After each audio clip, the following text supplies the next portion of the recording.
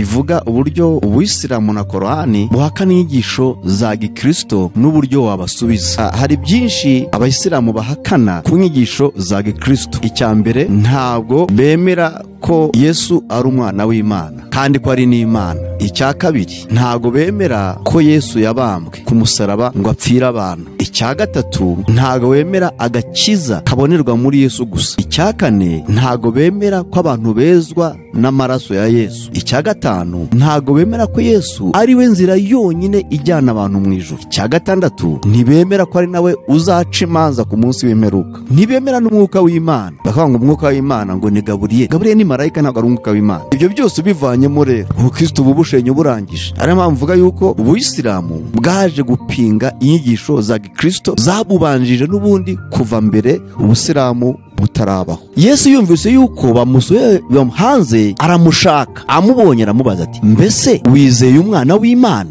Nawe aramusubiza ati, databuja, ninde nkamwizera? Yesu aramusubiza ati, wamubonye kandi niwe muriho muvugana. Ngira uvugana nawe ni mwana w'Imana. None se uhakana ngo Yesu umwana w'Imana abivana kwande? Asoma igitabo kihe? Yabibwiwe nande? Isilamu itegeka abayisilamu kwizera ibitabo Taurati, Zaburi, Injili na Furukani, ariyo Korani. None se niba babwira kwizera Injili, iyi si Injili to dusoma? Niba abasilamu warabiyobewe, bahakana iby'iki mwavuze twarabiyobewe ntabwo tubizi. Ariko nimuvuga ngo si umwana w'Imana. Abantu bashwa n'abadayimoni ukomenya ko ari umwana w'Imana. Umuntu uzwi n'abadayimoni, abantu bafite ubwenge buzima bakayiberwa umwana w'Imana Yesu Kristo. Birababaje cyane kuva abantu batazi Yesu n'abadayimoni bo munsi. Amaze gufata hakurya mu gihugu cy'Abagadalene, ahura n'abantu babiri batewe n'abadayimoni bava mu mva. Barabasazi cyane, bituma ari ntawe utinyuka kunyura muri iyo nzira. Barataka cyane bati, duhuriye Yesu mwana w'Imana, mbese uje hano kutwica urupfu n'agashinyaguro igihe cyacu kitaragera? Niba Imana ihamya ko Yesu ari umwana w'Imana, intumwa zigahamya ko Yesu ari umwana w'Imana, abamarayika bagahamya ko Yesu ari umwana w'Imana, Yesu agahamya ko ari umwana w'Imana, n'abadayimoni bagahamya ko ari umwana w'Imana, n'ibitabo bigira bigahamya ko ari umwana w'Imana, uwo bihakana urindi. Korani irivuguruza ibyo uvuze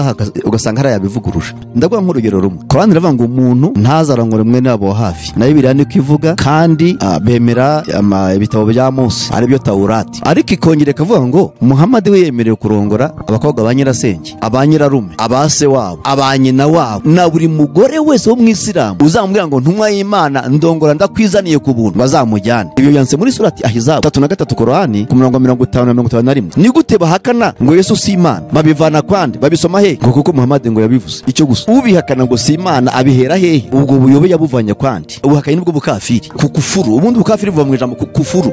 Kufuru no gusanga cyane kiriho ukagihakana kandi wakihasanze. Iyo niyo kufuru. Mvuze ko abakafiri ntabwo nambeshye. Bakufuru ibyanditse byera bahasanze. Abakafiri sano yabahakanye. Ahubwo ugiye kureba niho bakafiri kuko bahakana inyigisho za Bibiliya, inyigisho z'Imana bakazihakana. Uhakana iby'Imana, ugahakana ibya marayika, ugahakana ibyo Yesu yavuze kandi umwemera, ugahakana ibyo Bibiliya ivuga yemera. Ubwo nibwo bukafiri. Bukafiri n'ubuhakanye. Nanjye cyo nabwira abantu bacu b'abakristo, soma Bibiliya uyimenye neza. Shaka Korani uyisome uyimenye neza, umenye ibirimo. Muri Korani harimo iki cyagira umuntu kuba umusilamu? Nta kibamo. Ngo Yesu ntiyatangije idini ya gikristo. Aho nanjye nakwemeranywa nawe. Yesu ntabwo yatangije idini. Yesu yavuze ngo naje gushaka no gukiza icyazimiye. Ntabwo yaje gutangiza idini. Ubukristo ntabwo ari idini n'ubuzima. Atananaza amadini yarahani menshi, y'abasadukayo, y'abafarisayo, y'abazerote n'abandi. Na Hindu yari yaratangiye, na Buddha yari ihari, na Judaism yari ihari, n'izindi za gakondo, n'abasangirwa bari bahari. Ntabwo yaje gushinga idini, yaje gucungura ikiremwa muntu ngo avane mu byaha byabo bazabona ubugingo buhoraho. Azatujyana muri amazu meza yaduteguriye, nitugerayo tuzahora turiri, zaba kumwe na Eliya, zaba kumwe na Abrahamu, tuzahora turirimba ushimwe mwami. Reka tugusuhuze kandi twifuriza amahoro y'Imana. Shuti mwene data kandi mukundwa, ufata umwanya ugakurikira ubutumwa bwiza butambuka kuri AYALONI TV, shakiro ry'ubutumwa bwiza bw'abe bw'Imana.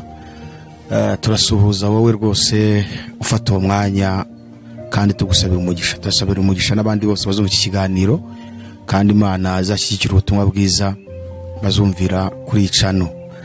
Twongeye kubifuriza umwaka mushya muhire wa 2023, kandi tuvuga ngo muzawurye ntuzabarye, muzabonemo ibyiza byinshi, muzahe muronke, muzabonemo umugisha w'Imana, urukundo rw'Imana ruzabomeho iminsi yose.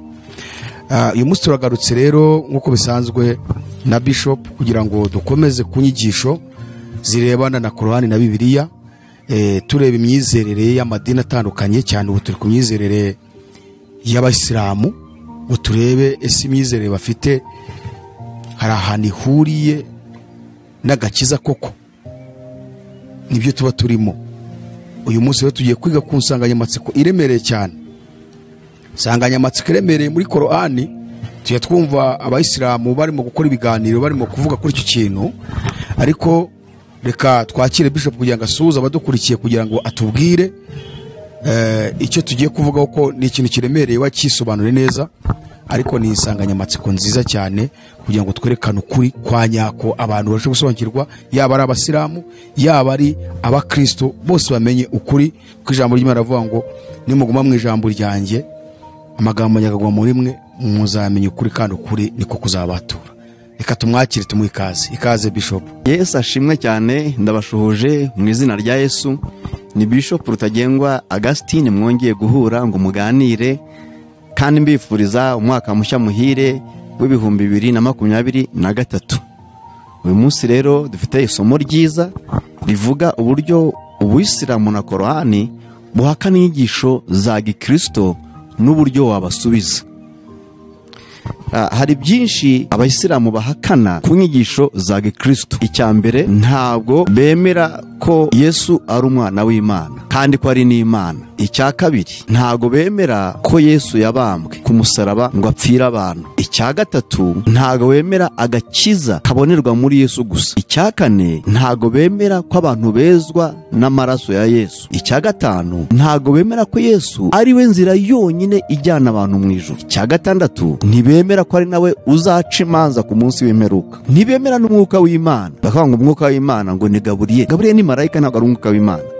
Urumva rero, urebye izo nyigisho izo ngingo zose mvuzeho, uzivanye mu Bukristo, mu Bukristo nta kintu cyaba gisigaye.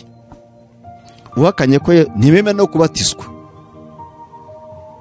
Urumva ibyo byose ubivanyemo rero, Ubukristo bubushenye burangije. Ariyo mpamvu mvuga yuko Ubuyisilamu bwaje gupinga inyigisho za Gikristo zabubanjije n'ubundi kuva mbere Ubuyisilamu butarabaho. Ngiye gutangira n'ubundi ku ngingo ya mbere. Korani, icyambere, ihakana ko Yesu atari umwana w'Imana.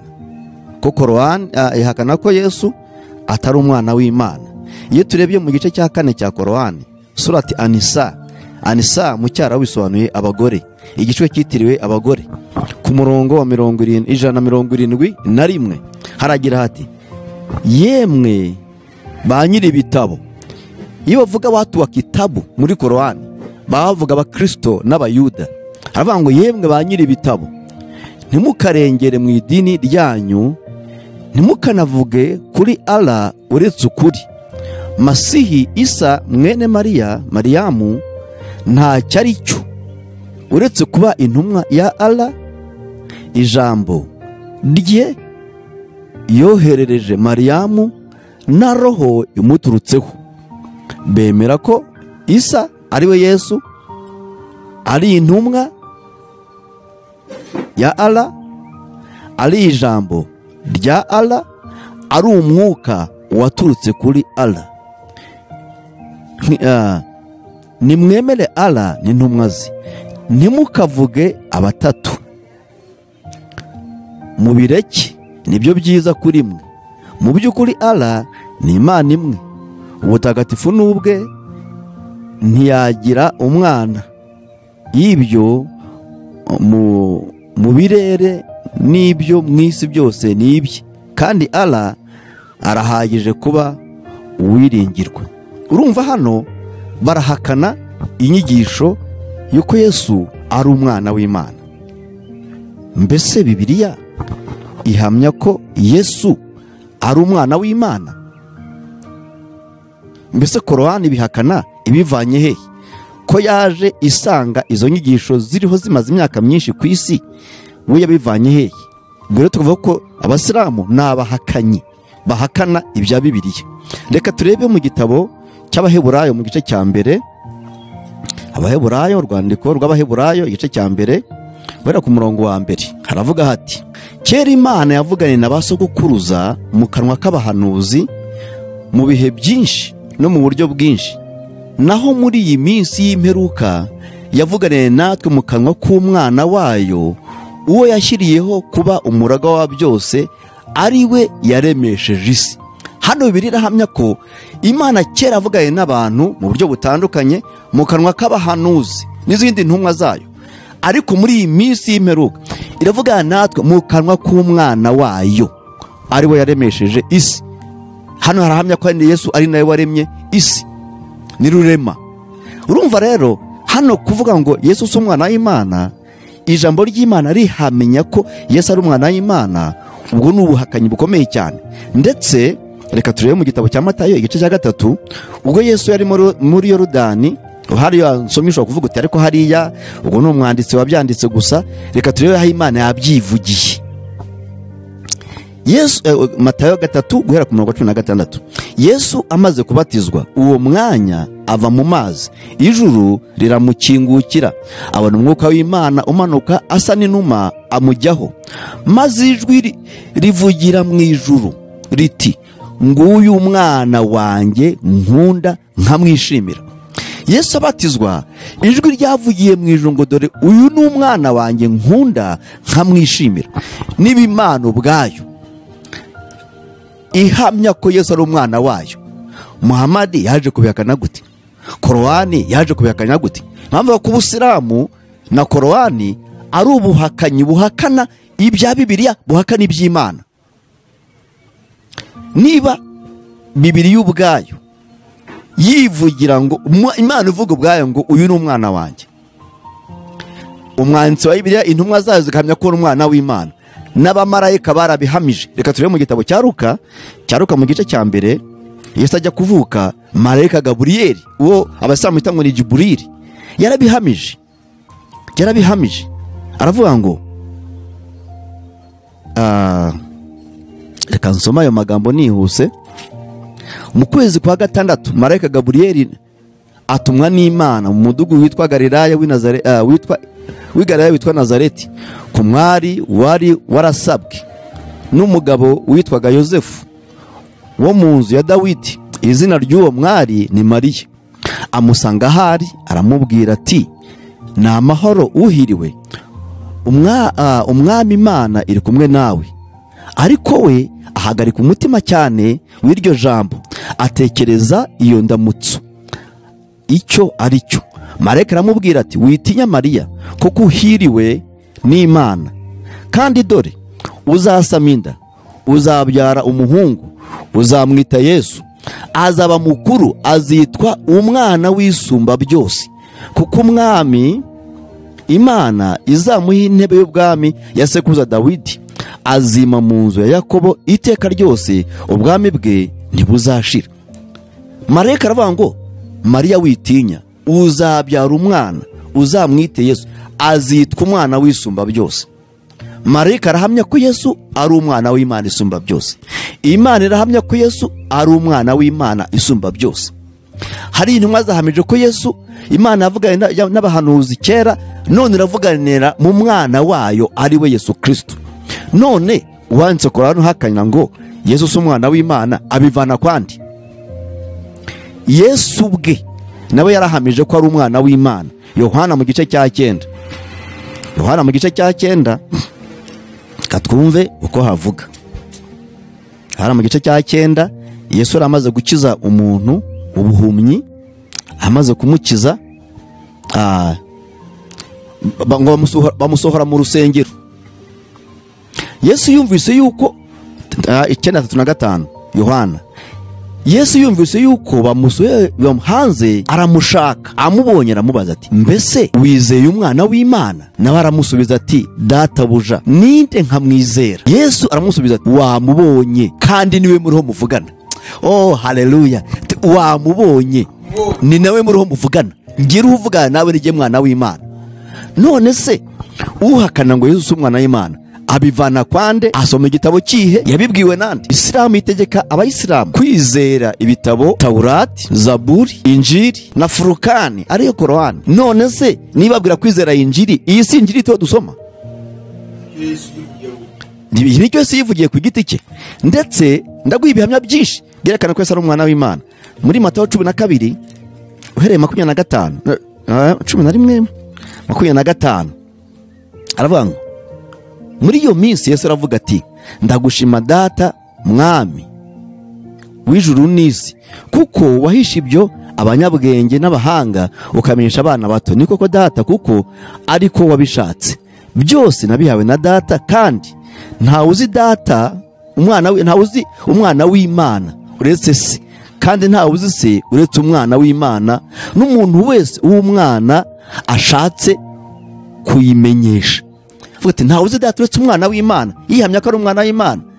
None se wowe bihaka kandi ngo ntawe uzi umwana w'Imana uretse umwana ashatse kuyimenyesha. Niba abasiramu warabiyobewe bahakana iby'iki, mwavuze twarabiyobewe ntabwo tubizi, ariko nimuvuga ngo si umwana w'Imana. Si umwana w'Imana bishingiye he? Abantu barabihamya, n'abadayimoni ubwabo barabihamije. Imana irabihamya, abamarayika bakabihamya, n'abadayimoni na Yesu akabihamya, n'abadayimoni bakabihamya. Abantu bashwa n'abadayimoni guhamya ko ari umwana w'Imana. Urumva? Igihe Yesu yirukanaga abadayimoni mu muntu w'umugerazini mu gihugu cy'Abagerazi, abadayimoni ubwabo barabwivuze ngo Yesu mwana w'Imana, uwera w'Imana, uje kutuvana ku isi igihe cyacu kitaragera. N'abadayimoni baramuzi, ugunyurwa impamvu abasiramu batamuzi.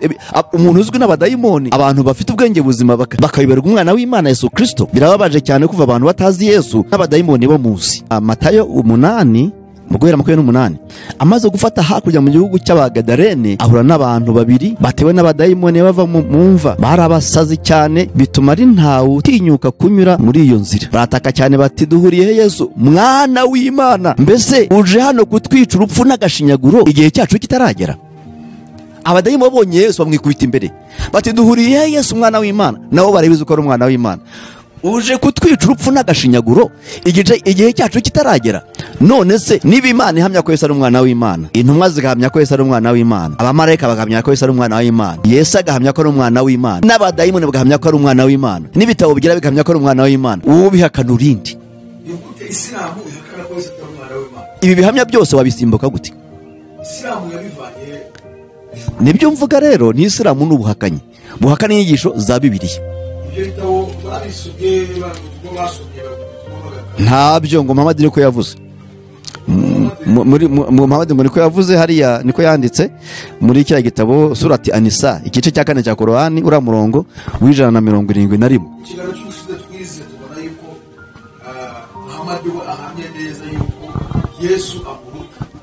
Yahamije bitanga. Yego.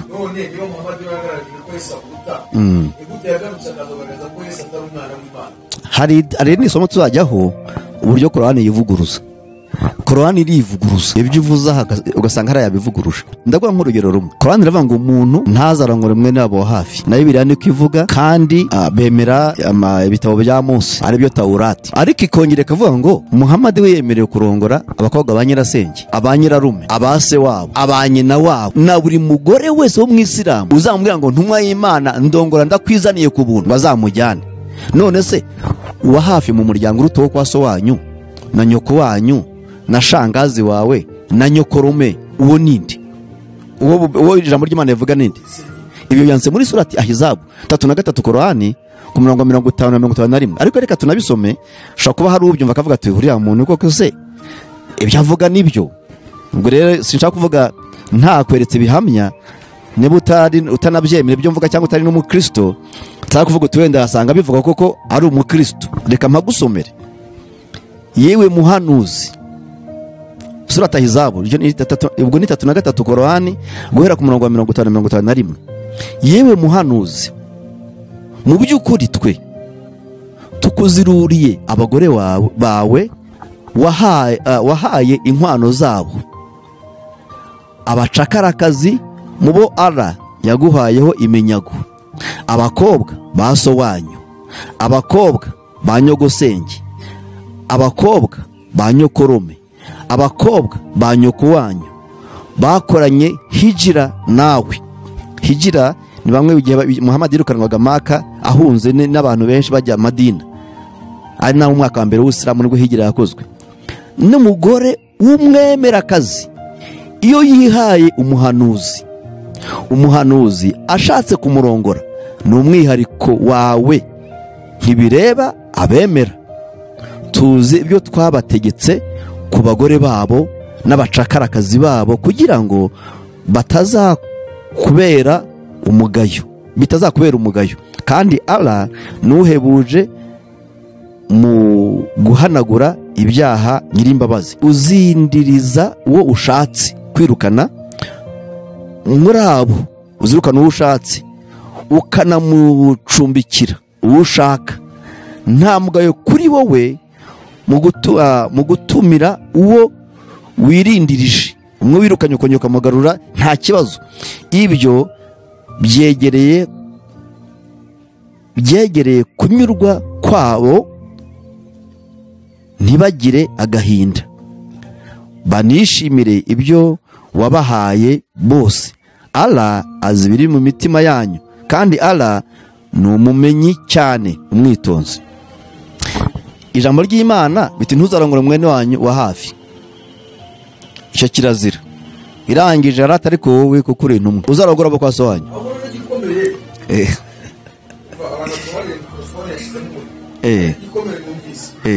Nuko utagisoma aho arayabwiye Muhammad yuko amuzururiye. Kirazira ariko aramuzururiye. Kirazira muri Bibiliya. Ariko iramuzururiye. Pe. Rongora abo kwa so wanyu urongore. Abo kwa nyoko wanyu urongore. Kwa nyogosenge urongore. Kwa nyoko wanyu urongore. Na abo wafashe mateka abacakarakazi rongora. Na buri mugore wese w'Umusilamu uzaza kuba ati ntumwa y'Imana ndakwihaye ku buntu ndongora, uzajyane. Ese urumva atari cyakiri twatariye tubaho ara atandukanye n'Imana ya Bibiliya cyane. Imana ya Bibiliya yo iraziririza ibintu birebana n'imiryango cyane, ushaka bene wanyu bawe cyane. Ariko Imana ya Qur'ani yo irasiriye batoke Muhammad yera kuwambira urongoro pe bashiki bawe kwa so wanyu kwa nyoko, abo ni bashiki bawe.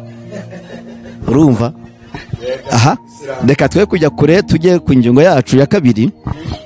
Aha tuba tukivuga ukuntu Imana yahamije ko Yesu ari umwana w'Imana. Yesu ahamya ko ari umwana w'Imana. Abamarayika bahamya ko ari umwana w'Imana. Abadayimoni bahamya ko ari umwana w'Imana. Yesu ahamya ko ari umwana w'Imana. Intumwa zihamya ko ari umwana w'Imana. Isilamu na Korani bibihakana bivanye kwandi.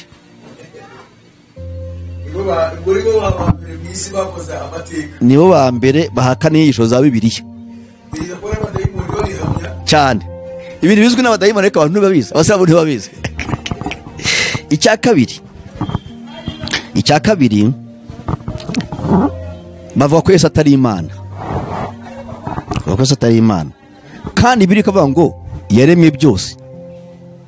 Reka turebe muri Yohana igice cya mbere kivuga ko Yesu yaremye byose. Yohana igice cya mbere niba yararemye niki? Korani ivuga ko yaremye ngo inyoni gusa, ariko nazo yaraziremye ntacyo. Yego. No muri Yohana rimwe haravuga ngo mbere na mbere hariho Jambo wahoranye n'Imana. Kandi Jambo yari Imana. Uwo yahoranye n'Imana mbere na mbere. Ibintu byose niwe wabiremye, ndetse mu byaremwe byose nta na kimwe kitaremwe nawe. Muri we harimo ubugingo, kandi ubwo bugingo bwari umucyo w'abantu. Uwo Jambo yari Imana, niyo waremye byose. Mu byaremwe byose nta cyaremwe kitaremwe nawe. Ngo yaremye inyoni gusa. Korani yavuga ko yaremye inyoni gusa, nazo kandi bakaziremwa ari bimubwiye, ari ubimutegetse. Urumva? Kandi Yesu aravuga ngo jye na Data turi umwe, numbonye ababonye Data. Reka tusome mu gitabo cya Yohana, ubutumwa bwiza nk'uko bwanditswe na Yohana igice cya 14. Ndagenda ingingo imwe nitonze gusa ndabona mfiteho umwanya. Ku murongo wa 8 Filipo aramubwira ati Databuja twereke Data wa twese biraba bihagije. Yesu aramusubiza ati nabanye namwe iminsi ingana ityo kandi ntibari bamenya Filipo. Iminsi mbanye namwe, umbonye ababonye data, umbonye ababonye data. Niki gitumye uvuga uti twereke data wa twese? Ntiwemera yuko ndi muri data na data ari muri jye? Yesu aravuga ati umbonye abonye data. Ntiwemera ko data aba muri jye nanjye mba muri we? Iyo umbonye wamaze kubona data, data wundi mbaza ni uwuhe? Urumva Bibiliya iremeza ko Yesu ari Imana. Mu Bakolosayi igice cya mbere, Kolosai igice cya mbere kirekana ko Yesu iremye byose, ko ari we banze rya byose, akaba yaranaremye byose. None se ubwo ubihakana ngo si Imana abihera hehe? Abihera hehe? Ubwo buyobe yabuvanye kwandi. Aha, Kolosai rimwe igice cya mbere umurongo wa 14 na 15. Niba waducunguje amaraso ye ngo tubone kubabarirwa ibyaha byacu, ni nawe shusho y'Imana itaboneka, niwe mfura mu byaremwe byose, kuko muri we arimo byose byaremewe, ari ibyo mw'Ijuru cyangwa ibyo mw'isi, ibiboneka n'ibitaboneka, intebe z'ubwami n'ubwami bwose n'ubutware bwose n'ubushobozi bwose, niwe wabiremye byose, kandi rero ni nawe byaremewe. Hava ko niwe waremye byose, aye intebe z'ubwami ari ubutware, niwe wabiremye, ni nawe byaremewe. None se urema ni rurema, ni gute bahakana ngo Yesu si Imana? Babivana kwande? Babisoma he? Ngo kuko Muhammad ngo yabivuze icyo gusa, kandi Korani gahamya ko atigeze anika.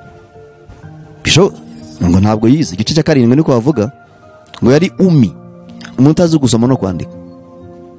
None se ibyo bintu byavuzwe umuntu utazi gusoma no kwandika, ariko we bavuga ko yari arabimubwiraga. None se ko arabajya bahamya ngo Allah wabo niyo Mana yacu, Imana irivuguruza? Yaba ari Imana ikivuguruza gute? Imana iravuga tuyi n'umwana wanjye, muri Korani ati si umwana wanjye. Muri Bibiliya iti ni Imana yaremye byose. Korani atoya ahubwo yaremye inyoni gusa.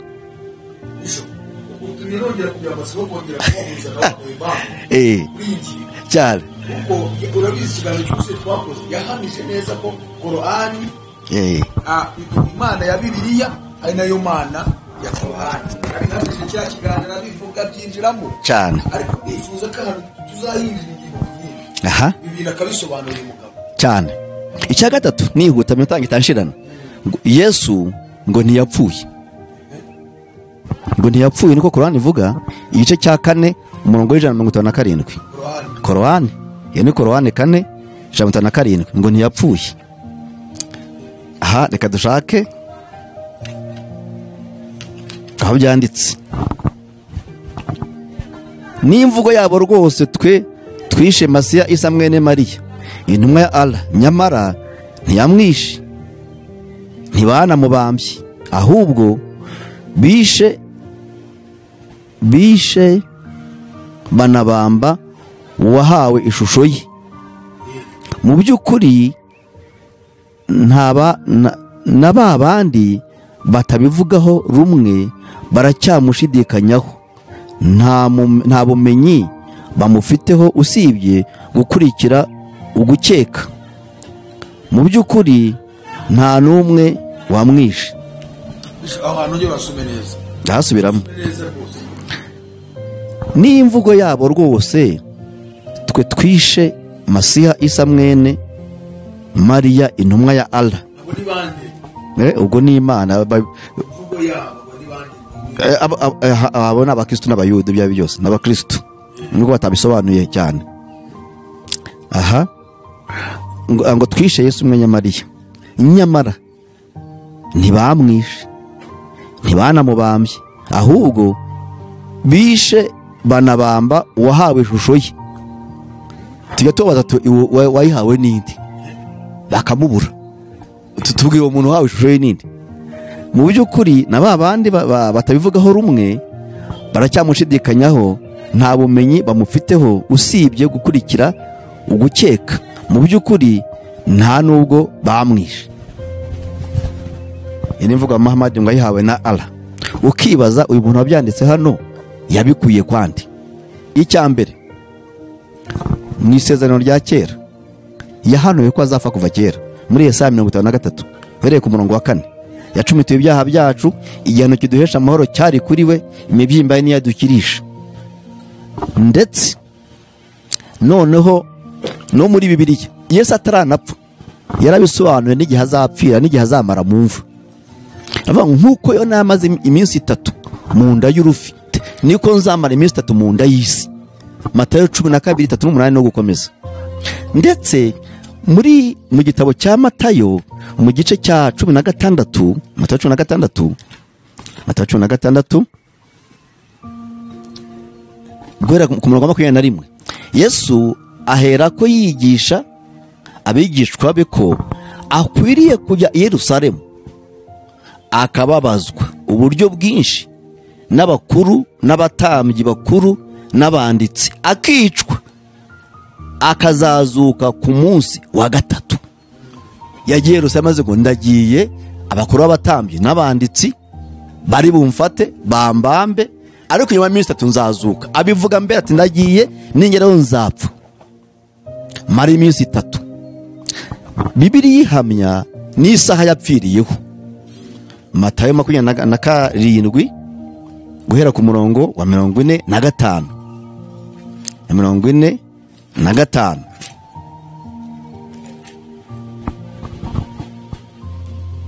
uhereye ku isaha ya 6 habubwira kabiri mu gihugu cyose kugeza isaha ya 9.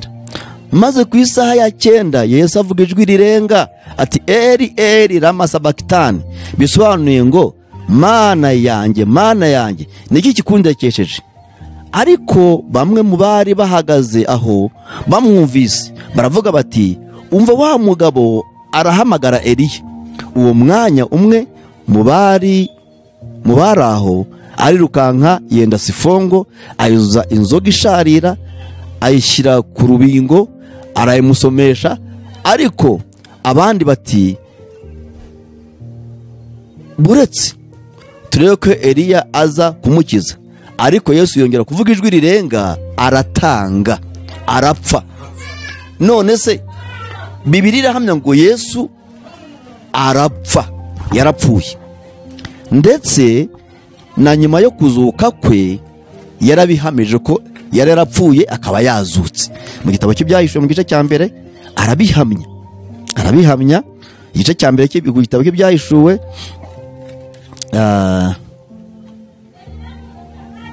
guhera ku murongo wa 17, Yohana avuga ngo mukubise amaso nikubita hasi imbere nk'upfuye, ashyiraho ukuboko kwe kw'iburyo, arambwira ati witinya, ndi uwa mbere ndi n'uw'imperuka kandi nduhoraho. Icyakora nari narapfuye, ariko none dore muraho iteka ryose, kandi mfite imfunguzo z'urupfu n'iz'ikuzimu. Yesu amenya ngo nari narapfuye, abyihameza ku giti cye, none narazutse, ndi muzima iteka ryose. None se niba intumwa zibihamya, Yesu akabihamya, n'abamarayika barahamije ko Yesu yazutse. Matayo 28. None uza bihakana, ubundi guhakana nibwo bukafiri. Kukufuru, ubundi bukafiri buva mu ijambo kufuru. Kufuru no gusanga cyane kiriho ukagihakana kandi wakihasanze, iyo niyo kufuru. Bari mvuze ko abakafiri ntabwo nambeshye. Bakufuru ibyanditse byera bahasanze. N'ubuhakanyi n'ubundi abakafiri sobanura abahakanye.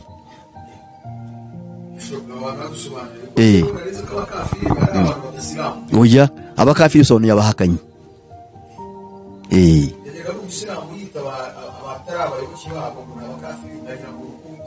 Oya, ubwo bita abahakanye. Bahakane bya Isilamu, bahakane bya Muhammad. Ahubwo ugiye kureba niho bakafiri, kuko bahakana inyigisho za Bibiliya, inyigisho z'Imana bakazihakana. Uhakana iby'Imana, ugahakana ibya marayika, ugahakana ibyo Yesu yavuze kandi umwemera, ugahakana ibyo Bibiliya ivuga yemera. Ubwo nibwo bukafiri. Bukafiri n'ubuhakanyi. Noneho umva uko Korani ivuga hano, uko Korani ivuga, marayika nabo babihamya ko Yesu yapfuye akaba yazutse. Guhera ku murongo wa 11,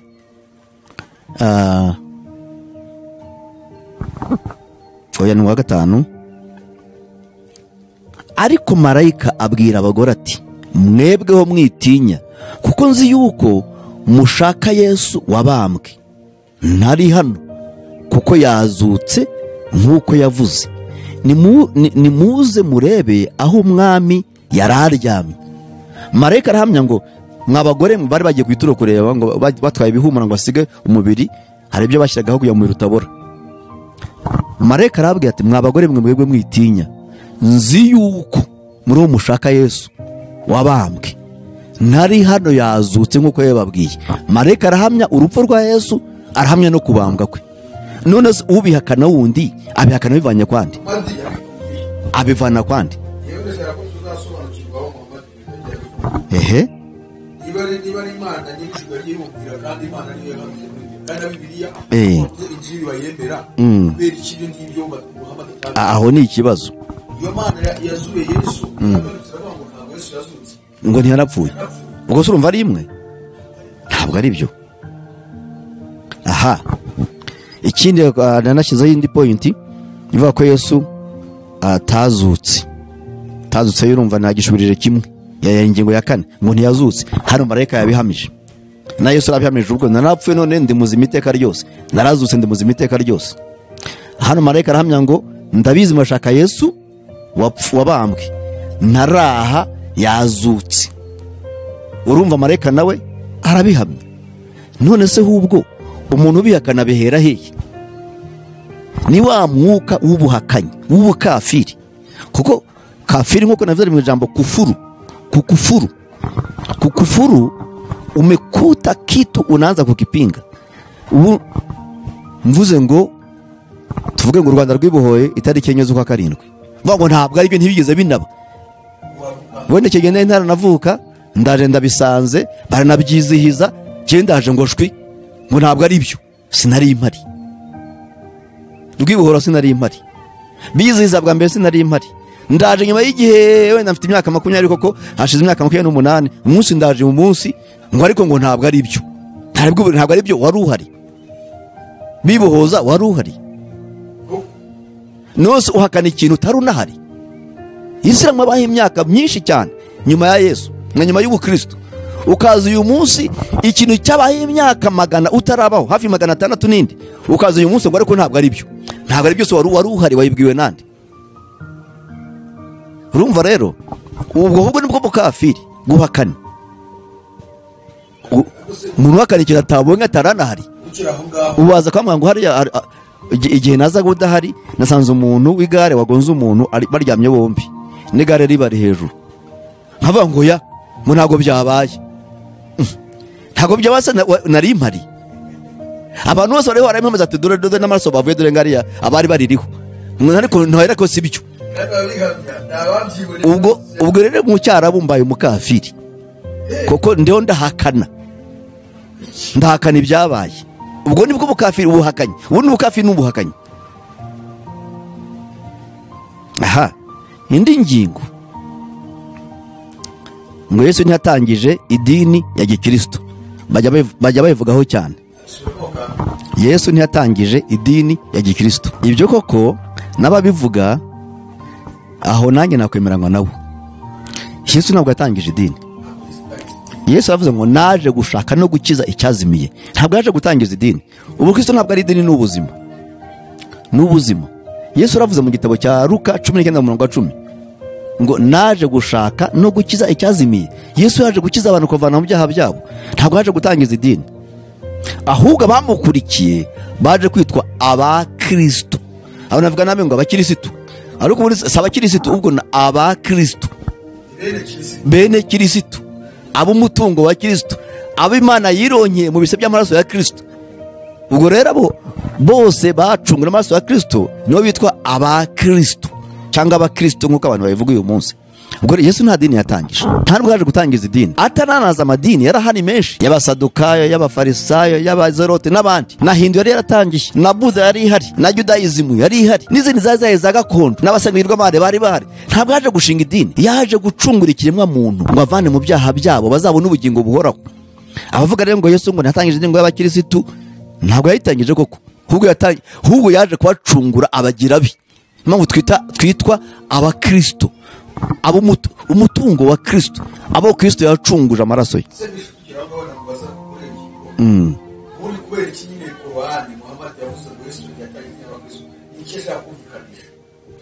Babasha gupinga ubukristo ko atari idini yemewe.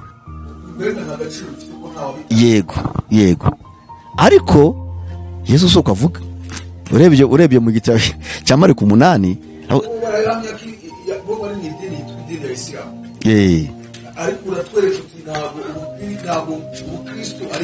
ubukristo ni ubuzima, kuba umukristo ni ukuvuka bwa kabiri, ni ukuva mu byaha ukagendera mu gukiranuka. Kuvuga rero ngo Kristo ntihatangije idini, ntabwo yaje gutangiza idini, yaje gutanga ubuzima, yaje gutanga ubugingo. Kuvuga rero ngo si idini, nta nubwo rwose kunyita umunyedini byanambabaza. Genda rakijwe ndi umurokore, kunyita umunyedini rwose wabumbangamiye. Wabumbangamiye.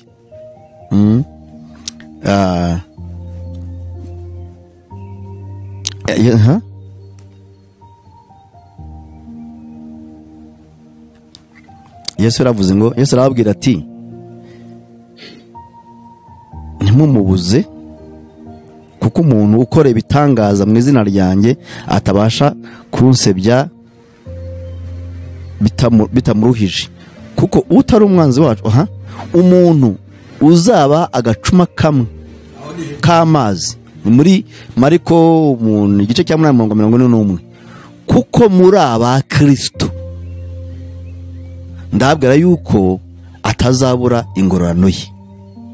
Uzabiko kuko muri aba Kristo, twebwe turaba Kristo. Uregeze n'ubundi bwa Kristo urebye muri Bibiliya cyane cyane ryahereye mu mujyi wa Antiokia, urebye mu byahishwe mu byakozwe n'intumwa 11:26, abantu bo muri Antiokia babonye abizeye Kristo uko basenga, uko buzura umwuka, uko babwiriza, uko bitonda, uko birukana abadayimoni, uko bakora nk'ibyo Kristo yakoraga. Bavuze ngo aba bantu ni aba Kristo. Bibiliya ivuga ngo nibwo bwa mbere batangiye kwitwa aba Kristo. N'ubu Kristo rero si idini, ni ubuzima. N'agakiza si idini, ni ubuzima bushya muri Kristo. Byumvikane gutyo. Ingingo ni nyinshi nakavuze, sinzi umwanya usigaye ngo urangana iki. Abasiramu baravuga ngo Yesu ngo yatumwe ku Bisirayeli gusa, ngo ntabwo yatumwe ku isi, ngo Muhammad ngo niwe watumwe ku isi. Bajya bavuga iyo turi mu biganiro mpaka, mbese reka tubaze Bibiliya ivuga ko yatumwe kuri indi, yatumwe koko ngo ku Bisirayeli gusa, niko babivuga. Reka turebe Imana yamutumye muri Isirayeli gusa. Yohana 3:16, uwo umurongo uzwi n'abantu benshi, ngo kuko Imana yakunze abari mu isi cyane byatumwe itanga umwana wayo w'ikinege, kugira ngo umwizera wese atarimbuka ahubwo ahabwe ubugingo buhoraho. Kuko Imana itatumye umwana wayo mu isi gucira abari mu isi ho iteka, ahubwo yabikoreye kugira ngo abari mu isi bakizwe nawe. Imana yamutumye mu isi. None se isi ni Isirayeli? Uwajya muri Isirayeli ukavuga ngo nageze mu isi yose? Yamaye. Imana yamutumye mu isi, ntabwo yamutumye muri Isirayeli. Ahubwo yaba bavugaga ahubwo umurimo munini yawukoze muri Isirayeli, ari nacyo gihugu yavukiyemo mu buryo bw'umubiri. Ndavuga mu buryo bw'umubiri kuko Yesu ni Imana. Reka nabihamye mu gitabo cya Timoteyo wa mbere igice cya 3, n'abatabyumva mbe basomere neza babyumve. 3:16 baragira hati, si ugushidikanya ubwiru bw'ubumana burakomeye cyane. Imana kwerekanwa ifite umubiri, ikagaragara ko ari umukiranutsi mu mwuka, ikabonwa n'abamarayika ikamamazwa mu banyamahanga, ikizerwa mu isi, ikazamurwa igahabwa ubwiza. Ngo Imana yambaye umubiri, ngo ubwiru bw'Imana burakomeye kubona Imana yambara umubiri ikaza ku isi. Hano bavugaga Kristo wambaye umubiri akaza ku isi. Urumva rero ntabwo Imana cyangwa Yesu yaje muri Israel, yaje ku isi. Imana yamutumye ku isi. Imana yaje mu isi yambara umubiri, turayibona iyo twita muri theology incarnation, kwambara umubiri. Aha aho si matinda cyane, birasobanutse. Ikindi bajya bahakana, n'ubasigaye ingingo nk'ebyiri, bajya bahakana ngo Pawulo ngo si intumwa y'Imana. Koko Pawulo arabakomeretsa cyane, yavuze amagambo menshi y'ubwenge ku buryo bamwanga. Baramwanga, yari umunyabwenge cyane, ndetse yanabavuyemo nyine, umva yari umufarisayo kimwe nabo, arakizwa baramwanga. Yanditse amagambo, wa mwuka w'idini wo kumurwanya cyane. Impamvu bamwanga, yavuze ibintu byinshi kandi bikomeye by'ubwenge, ndetse nk'umuntu wakebwe avuga ati gukebwa ntacyo bimaze kereka kuba icyaremwe gishya. Irebye mu gitabo cy'Abagalatiya mu gice cya 6 aravuga ngo jyeweho sinkirata ikindi keretse umusaraba w'umwami wacu Yesu Kristo, wateye ko iby'isi bimbera nk'ibibambwe, nanjye nkabera iby'isi nk'ubambwe. Kuko gukebwa kutagira umumaro cyangwa kudakebwa keretse kuba icyaremwe gishya. Nk'umuntu wari warakebwa ati gukebwa ntacyo bimaze, igikene ni ukuba icyaremwe gishya. Urumva rero kubwira umusaza gukebwa ntacyo bimaze kereka icyaremwe gishya, ntabyumva. Koko we yiringira gukebwa, akavuga ko yakebwe rwose arajya mu ijuru, kuko yakebwe akizera ARI n'intumwa yayo, ndiho ndajya mu ijuru. Ati gukebwa ntacyo bimaze, ahubwo kuba icyaremwe gishya nibyo bigira icyo bimaze. Pawulo baramwanga rero, bamuvuga nabi cyane, ariko Pawulo ubwo arahamya ati uwagize abandi kuba intumwa, nanjye niwe wampamagaye ngo mbe intumwa. Ngo si intumwa y'Imana. Bakavuga ngo niwe wazanye ubukristo. Abenshi niko bavuga mu basilamu bamwe, sinzi niba ari bose. Aravuga ngo Abagalatiya yari 1:11 no gukomeza, ngo bene data ndamenyesha yuko ubutumwa bwiza navuze atari ubw'abantu, kuko nanjye ntabuhawe n'umuntu, kandi sinabwigishijwe n'umuntu, ahubwo ni Yesu Kristo wabumishuriye. Arahamya ko ubutumwa bw'Imana ahishuwe na Yesu Kristo, sinabuhawe n'abantu, Imana ubwayo niyo yabumpaye. Abareba bavuga ngo si intumwa y'Imana, ibyo baba bashaka kuvuga n'ubwabuhakanyi n'amagambo yo, kuko abatsinda kenshi bagashaka nyine kubikoresha bahakana ibya Pawulo. Ingingo ya nyuma yenda narangirizaho, bahakana ku butatu butagatifu, ngo bakavuga ngo iyo ni shiriki. Shiriki ni ukubangikanya Imana. Butatu butagatifu ni shiriki. Iyo uvuze ngo Imana mu butatu, Data, Mwana n'Umwuka Wera, bavuga ko ari shiriki, icyo ni cyo kwangikanya Imana. Ariko ni Imana imwe yigaragaje mu buryo butatu. Iyo urebye mu gitabo cya Matayo 28, niyo mpamvu Yesu yanavuze ngo nimubatiza mujye matse mu izina rya Data na Mwana n'Umwuka Wera. Reka nsoma aho hantu, aharagira hati Matayo 28 guhera kuri 19, nuko mugende muhindura abantu bo mu mahanga yose abigishwa, mubatsa mu izina rya Data wa twese n'Umwana n'Umwuka Wera, mubigisha kwitondera ibyo nababwiye byose, kandi dore ndi kumwe namwe iminsi yose kugeza ku mperuka y'isi. Urumva ubutatu Yesu arabuhamije hano hantu. Ireba rero babuhakana rero bakiyesura ngo kuvuga ubutatu ngo ni shiriki, ngo ni ukubangikanya Imana, ngo ni Imana eshatu. Ntabwo ari Imana eshatu, n'umuntu ubwo afite ubutatu bwe. Reka ngusomere ubutatu bw'umuntu. Atesaloniki 1:5. Ibyo rero ni ubumenyi bukeya n'ubuhakanyi, buvanze n'ubuhakanyi. Umva kugira ubumenyi buke ukavanga n'ubuhakanyi ni ikibazo gikomeye cyane. Hano kuri 23 haravuga ngo Imana y'amahoro. Atesaloniki 1:5, barikorwa muri Atesaloniki 5:23, ngo Imana y'amahoro ibeze rwose, kandi mwebwe ubwanyu n'umwuka wanyu n'ubugingo n'umubiri byose birarindwe bitabaho umugayo ubwo umwami wacu Yesu Kristo azaza. Hano Paul ahamya umuntu nawe ko arimo mu butatu, aravuga umwuka, ubugingo n'umubiri.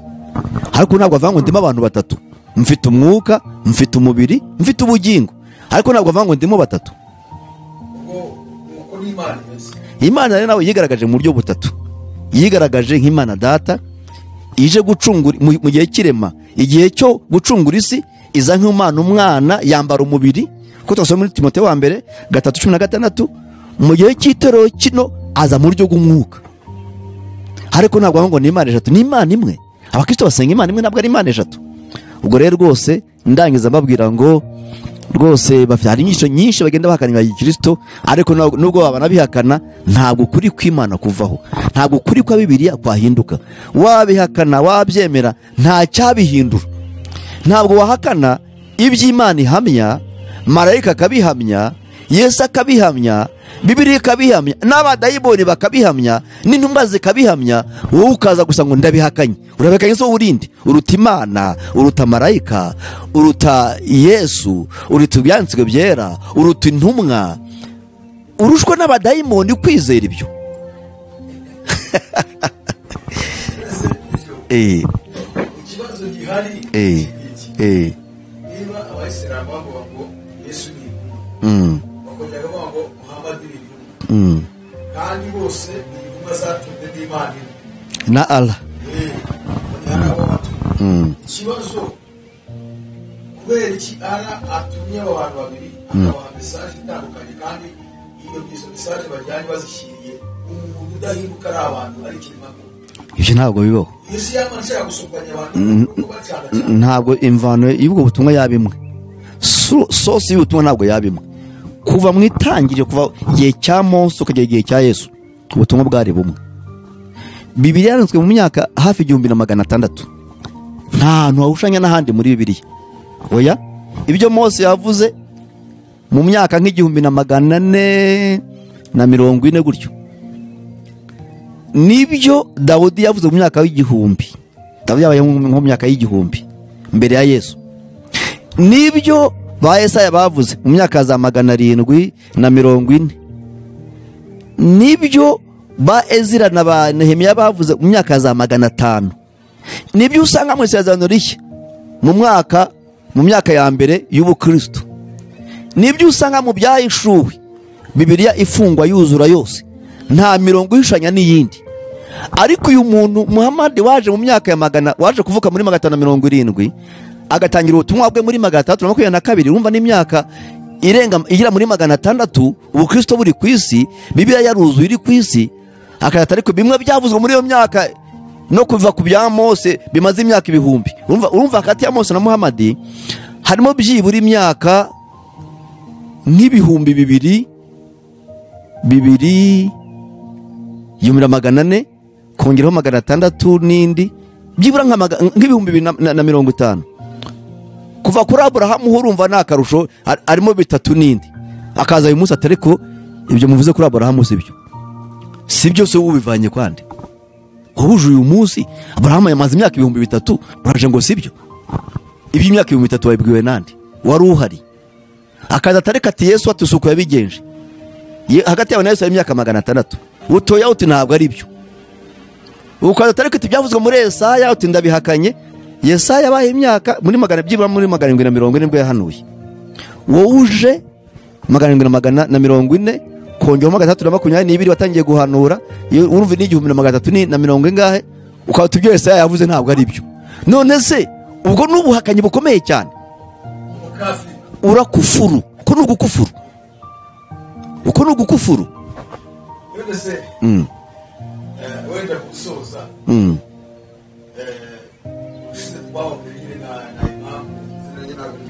Ustazi nde yabize ukuntu yahamije neza rwose, kagaragaza ukuntu Imana yakubahana nayo Imana ari. Ariko ko mesaje zirimo aho hantu uko ari habiri zitandukanye, kandi wabatumye ni iki muri wowe ubwira abasilamu? Gemba buri gihe cyose mbaga ko Imana ya Bibiliya ariyo Mana gusa. Ntago Imana ari ebyiri, se eshatu, si nyinshi nkuko abahindu babyizera, ahindu bafite Imana ma miliyoni. Imana ni imwe yaremye isi n'ijuru, yandikije igitabo cyayo Bibiliya ngo kitubere inzira tukigenderemo, iduha umwana wa Yesu Kristo ngo adupfire ku musaraba tubabarirwe ibyaha byacu twezwe n'amaraso ye. Ibindi birenzaho sibyo. Imana ni imwe gusa, kandi inzira kujya mu ijuru ni imwe, ni Yesu wenyine. Nta yindi nzira yatuma abantu bagera mu ijuru. Mu gitabo cya igitabo ni Bibiliya gusa, gusa yonyine, yonyine. Bibiliya yonyine cyo gitabo cy'Imana nemeza ko ari icy'Imana. Wa mu Imam Ustazi yagiye twandi nibagene izina rye. Ustazi nde nejo kandi arampamagaye nibagiye izina rye. Turaza kwibuka izina rye. Ustazi sinzi nabona hano hafi izina rye. Yari yavuze ko yashaka ko twavuga no ku bitabo. So nabivugaho rwose, mwereke ukuntu Bibiliya cyo gitabo cyonyine abantu ngo bashaka ko muzaganira kuri bitabo Prana ngo ni Ustazi Prana. Prana yavuze ati ndashaka yuko tuzaganira kuri rwose, kandi rwose kandi nduba nejo bishobora gushoboka tukabiganiraho rwose, tukavuga ku bitabo, mada y'ibitabo rwose genize ku gitabo cy'Imana ni iki gusa, ni Bibiliya yonyine, nta kindi cyabaho, nta n'ikizabaho, ni kimwe gusa. Kandi Imana ntiyivuguruza ngo yandikishe ikindi. Ntabwo Imana uyu munsi yakubwira iki ngo uje uvuge ikindi yivuguruza. Imana ntabwo yivuguruza. Imana si umuntu ngo ibeshye, si umuntu ngo ihindagura amagambo. Ntabwo rero yavuga amagambo muri Bibiliya ngo ize muri Korani yahindagure. Imana ni imwe, igitabo cyayo ni Bibiliya. Ubwo rero utemera ibyo ni umuyobe. Ndasubiza amagambo makeya muri Yohana 8, Yohana igice cya 8:32 haragira hati, nuko Yesu abwira abayuda bamwemeye ati, nimuguma mu ijambo ryanjye muzabigishwa banjye nyakuri, namwe muzamenya ukuri, kandi ukuri niko kuzababatura. Abakristo abenshi n'abanebwe ntabwo bashaka gusoma. Umusilamu abafite Korani ye, si bose nabo, bamwe bashaka bakunda ibyo gusoma cyane. Abafite Korani ye agashaka na Bibiliya. Bibiliya ntayishaka kuko ayikunze, ayishaka ngo asome abone ibyo kwazajya hakana. Usanga bazi ya 70 ihakana gusa, na bimwe asomye bindi byiza bimubwira ukuri arabihunga, nta nabivuga. Niyo abize arabiceceka nta bivuga. Ugasanga rero baragira umwete kumenya byanze muri Bibiliya ngo babone nuko nabicurika, kandi bakabivuga babicuritse. Noneho ugasanga ahubwo abakristo bamwe bafite Bibiliya gusa, nayo benshi ntibanayisoma cyane. Korani ugasanga ntibashaka no kuyisoma. Bate Korani, bate igitabo cy'abadayiboni, bati unagisomye wapfa cyangwa gifite imyuka mibi. Ariko ntabwo nta myuka mibi ndazifite yewenye. Ngiyi Korani imwe y'Ikinyarwanda, ngiyi Igiswahili, ngizi hadisi n'ibindi bitabo. Mfite n'izindi Korani, mfite n'Icyongereza, mfite n'indi Igiswahili itari iyi. Ndabisoma. Ugomba gusoma ngo usobanukirwe. Ugomba gusoma ngo usobanukirwe. Ari agaterime abadive batanzania bagiraga, babari abacuruza ibitabo. Nkuko turamukanya ngo Yesu ashimwe, bajyaga ramukanya ngo soma vitabu, akagusubiza ngo upate maarifa, ngo soma ibitabo, undi ngo umenye ubwenge. Nanjye icyo nabwira abantu bacu b'abakristo, soma Bibiliya uyimenye neza. Shaka Korani uyisome uyimenye neza, umenye ibirimo. Niyo mpamvu usanga n'abakristo bamwe batwarwa n'abasilamu kuvuga ngo kanaka ngo yari umukristo, ngo ari umudiyakoni, ngo yabaye umusilamu. Kwa kudasoma bwabo muri Korani harimo iki cyagira umuntu kuba umusilamu? Nta kibamo, kuko Bibiliya atayizi na Korani atayizi. Ugasanga baramutwaye bagiye ku musilamu ngo yabaye umusilamu. Nuwamubaza icyamujyanye ntacyo wasobanura, nuwamubaza ujya ararimo aho yavuye ntabyo wasobanura. Ugasanga baraho gusa ntibashaka kwiga. Ariko abantu bige, ibitabo birahari biragurishwa mu masoko, mu maduka. Gura Bibiliya, gura Korani, soma Korani y'igitabo nk'ibindi byose, igifata ugisome umenye ibirimo. Niba uzi Igiswahili gura Igiswahili, niba uzi Ikinyarwanda gura Ikinyarwanda, niba uzi Icyongereza shaka Icyongereza, ariko umenye ibirimo. Niba uri umukozi w'Imana ubwiriza, niba udashaka kumenya ibyo abandi bizera kugira ngo niba unabipinga umenye n'ibyo upinga, niba unabyemera umenye n'ibyo wemera. Ubwo rero Yesu aravuze, yabwiye abayuda bamwemeye ngo nimuguma mu ijambo ryanjye muzabigishwa banjye nyakuri, muzi ibyo mwizeye kandi muzamenya ukuri, uko kuri kuba baturi. Igihe abantu badashaka gusoma ijambo ry'Imana bazahora mu bujiji. Iyo badashaka gusoma ibya Korani nabyo ngo babimenye, niyo batanabyizera ariko nabyo babimenye. Si ubumenyi bwiyongera ku bindi? N'ibitabo rero turabisoma n'ibya sayansi n'ibindi kugira ngo twongere ubumenyi. Twongere ubumenyi. Ngo rero jye nabwira abakristo ngo soma ibitabo, soma Bibiliya neza, soma Korani cyane kugira ngo umenye ibirimo, umenye ibyo wizeye, n'ibyo bizera bibi ubimenye kugira ngo umenye ko wabwiriza ubazane kuri Kristo. Uzabazana gute utazi ibyo bizeye?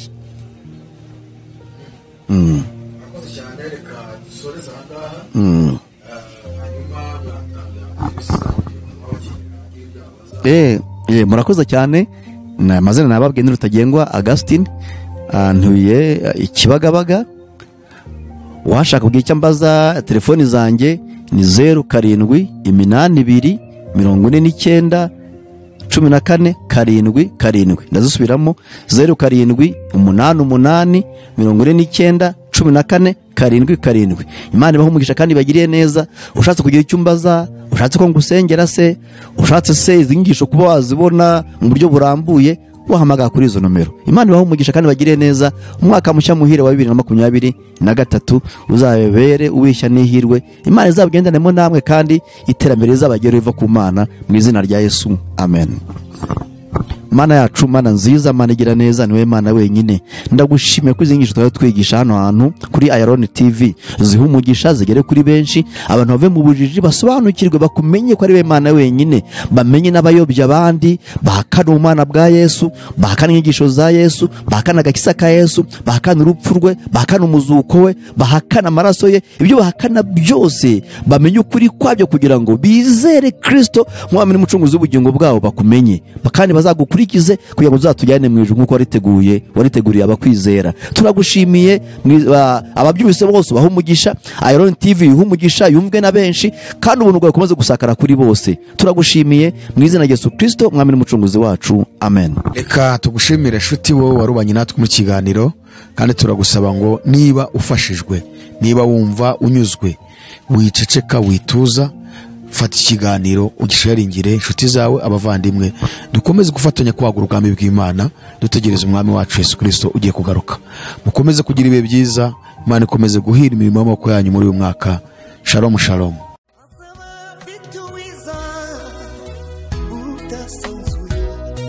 Azaba afite ingororano yo guhema buri wese, guhana n'imirimo yakoreye hano ku isi.